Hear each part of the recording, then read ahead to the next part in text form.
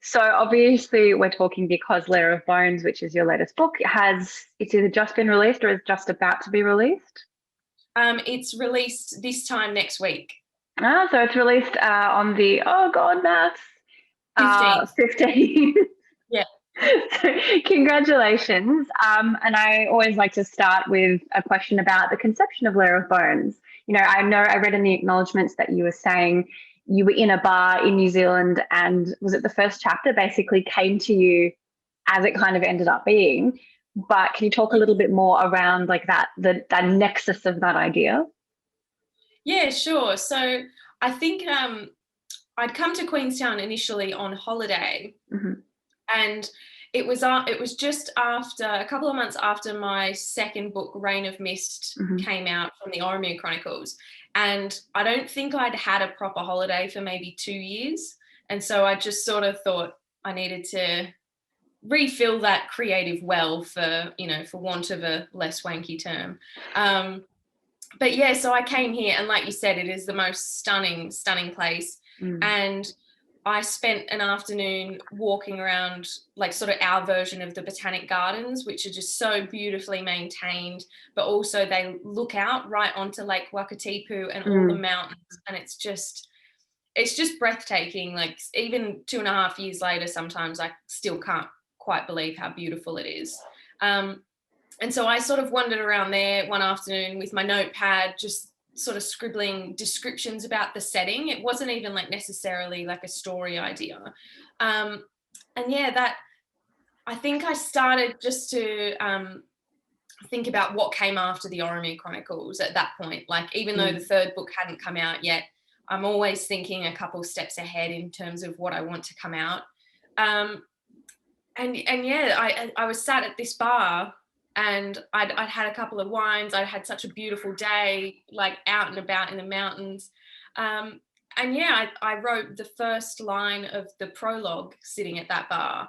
And I think I was at that bar for maybe 5 hours, sat right, like not at my own table or anything, just where people were ordering drinks and stuff. And I sort of, I guess, outlined the first couple of books just in dot points, and this sort of tournament style narrative that was going to happen. And it just sort of I guess sort of snowballed from there.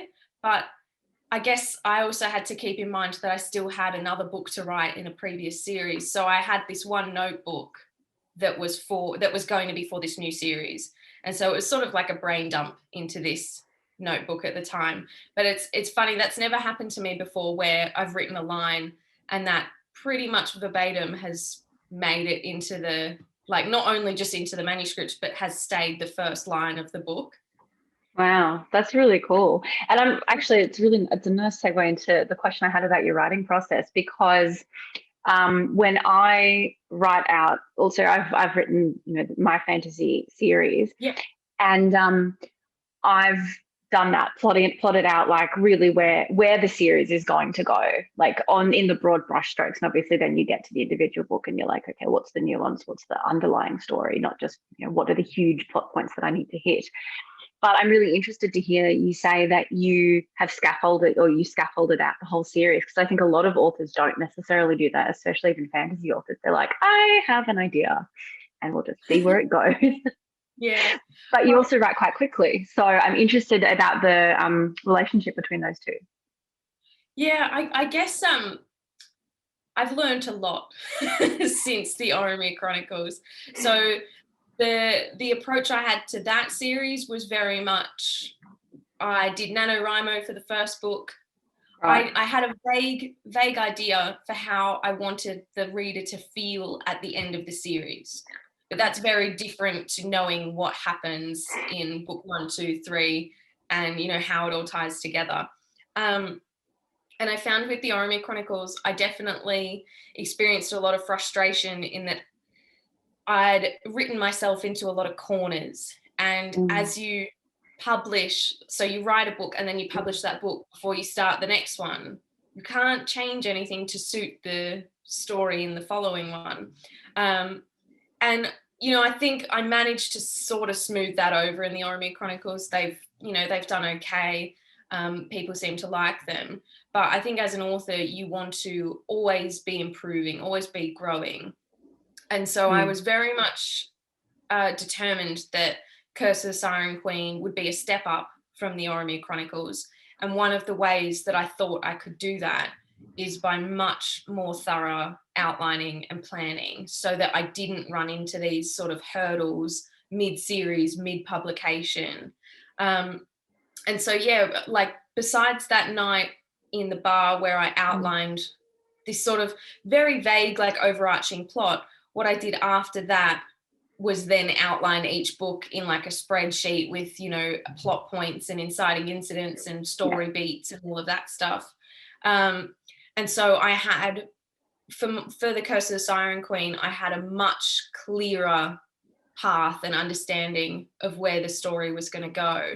And I've really found that outlining has helped me write much faster.